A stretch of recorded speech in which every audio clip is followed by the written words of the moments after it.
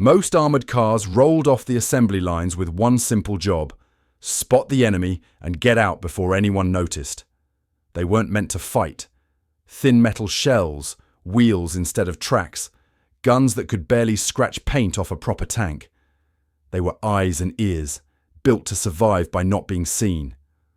From intelligence failures to covert successes, British War Vault breaks down the hidden history behind global power struggles. Subscribe to stay informed. Then Britain built something different.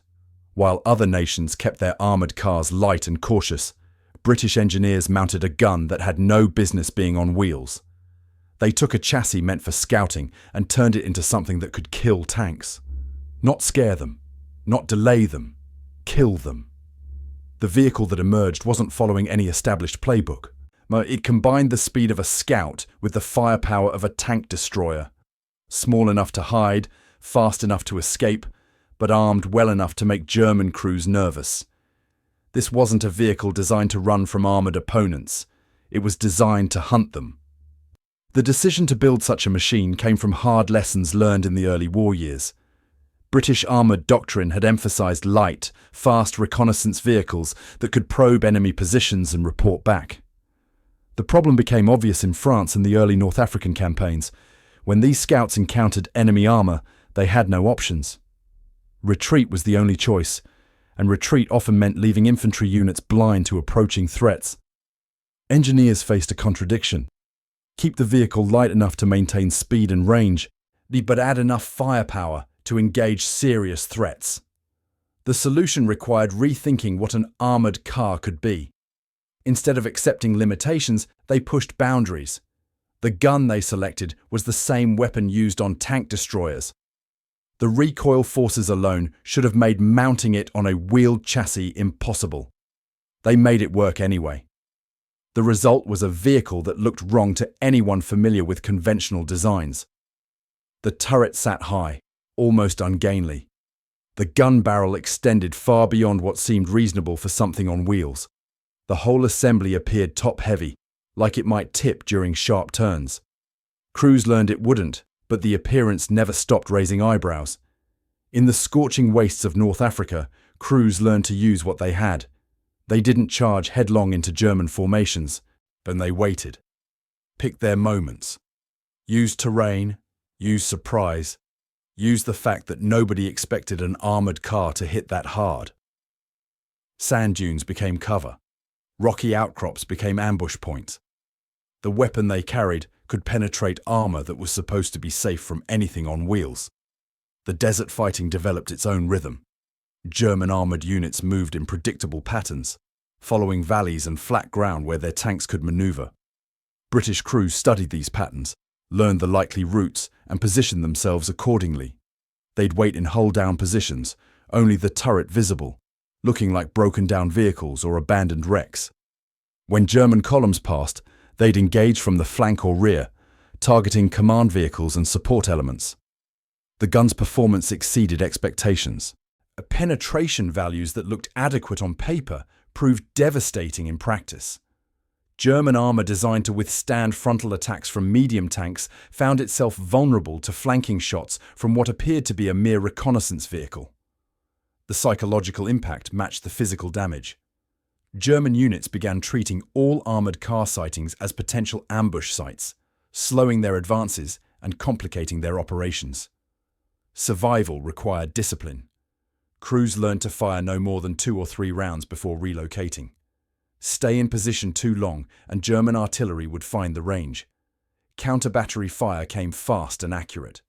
The mobility that made ambushes possible also made escape feasible. Engines roared, wheels spun in sand, and the vehicle would disappear behind the next ridge before return fire arrived. The armour protection remained modest. Nobody pretended this vehicle could trade blows with a panzer in open combat.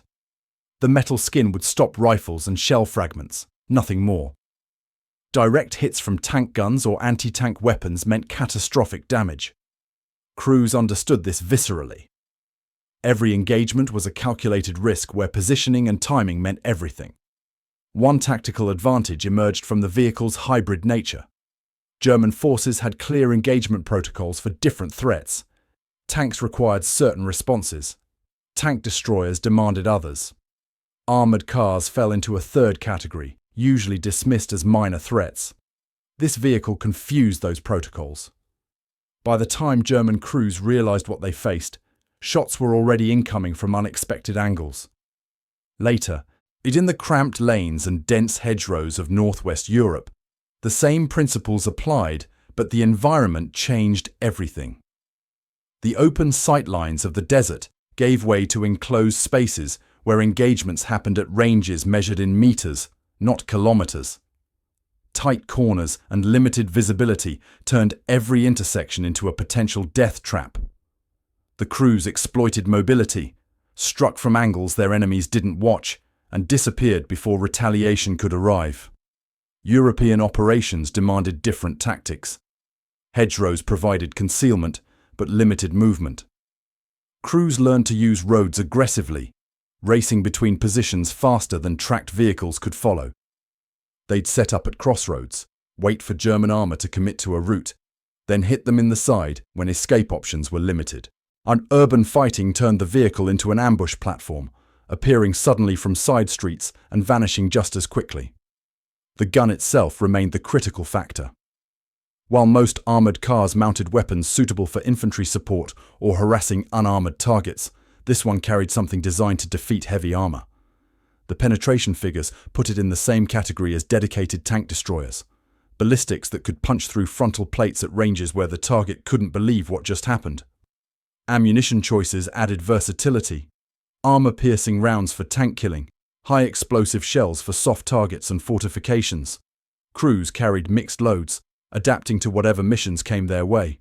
The ability to switch roles from tank hunter to infantry support made the vehicle valuable in fluid situations where threats changed rapidly. Mobility made it possible. The engine provided speed that tracked vehicles couldn't match on roads. Off-road capability, while not equal to tanks, proved good enough for the missions crews actually ran. They could reposition quickly, exploit gaps in enemy formations, and withdraw before encirclement became a problem. Maximum speed on paved roads exceeded most contemporary tanks by significant margins. This speed translated to operational flexibility that commanders learned to exploit. The wheeled chassis brought disadvantages too. Rough terrain that tanks crossed easily could bog down or damage wheels. Crew comfort suffered on long drives, especially cross-country, where maintenance required different expertise than tracked vehicles, complicating logistics for units that operated both. But for missions that valued speed and surprise over sustained combat, the trade-offs made sense. Tactically, it occupied a strange space. Too heavily armed to waste on pure reconnaissance, too lightly armoured to fight like a tank. Commanders who understood what they had used it accordingly. Flanking attacks, overwatch positions, ambushes along likely approach routes, anywhere surprise and firepower could substitute for protection. Some units developed specialized tactics around the vehicle's capabilities. They'd pair them with conventional tanks, using the armoured cars as fast-moving firepower that could exploit breakthroughs or protect flanks. The other formations used them as aggressive scouts that could fight their way out of contact instead of just running. The flexibility meant different units employed them differently, adapting to local conditions and command preferences. The crews who operated these vehicles learned to think differently. Standard armoured car doctrine said, avoid contact with tanks. They ignored that. Standard tank destroyer doctrine said, stay hidden and let the enemy come to you. They ignored that too. Instead, they combined the aggression of tank hunters with the mobility of scouts. This required a particular mindset, a willingness to take calculated risks that would horrify conventional armoured car crews. Training emphasized this hybrid role. Gunnery practice focused on quick target acquisition and first-round hits, because second chances were rare. Drivers learned to position the vehicle for rapid escape routes before halting. Commanders studied terrain reading, learning to spot positions that offered concealment, fields of fire, and multiple exit paths. The skill set combined elements from reconnaissance, tank destroyer, and cavalry traditions. German forces encountered something they hadn't planned for. Armoured cars were supposed to be nuisances, not threats. When one appeared, the assumption was simple. Chase it down or ignore it, but don't worry about it. Then rounds started penetrating armor, and that assumption became dangerous. Units had to treat every armored car contact as potentially lethal, which changed how they moved and deployed. Intelligence reports from captured German documents showed the confusion. Unit commanders reported encounters with heavy armored cars or wheeled tank destroyers, struggling to categorize what they'd faced. The uncertainty forced defensive measures. German armored columns began assigning escorts specifically to watch for flanking vehicles. This tied up resources and slowed advances, creating effects beyond the actual number of kills achieved. The vehicle succeeded because it broke assumptions on both sides. Allied planners got a reconnaissance platform that could defend itself and even conduct limited offensive operations. Enemy forces got an opponent that appeared in places heavy weapons weren't expected and hit harder than anything that mobile should. The asymmetry created opportunities that conventional vehicles couldn't exploit. Their production numbers never reached the scale of standard tanks or even conventional armored cars. It remained a specialized tool used by crews who understood its strengths and limitations. Not a replacement for tanks, not a substitute for proper tank destroyers. Something else entirely. Manufacturing priorities focused on main battle tanks and infantry support vehicles. This vehicle filled a niche role, valuable but not essential enough to warrant mass production. The legacy isn't in the numbers produced or the battles won. It's in the concept. Proving that unconventional combinations of speed, firepower, and tactics could create effects beyond what the design specs suggested. That an armored car could hunt tanks if you were willing to break the rules about what armored cars were supposed to do. Modern military forces still grapple with similar questions. How much firepower can you mount on light platforms? Where's the balance between protection and mobility? What unconventional combinations might create unexpected advantages? The answers keep changing with technology, but the questions remain constant. This wasn't a vehicle built to run away. It was built to make the other side wish they'd run instead.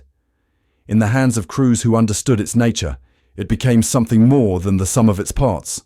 A scout that hunted, an ambush predator on wheels, a reminder that sometimes breaking the rules produces better results than following them ever could.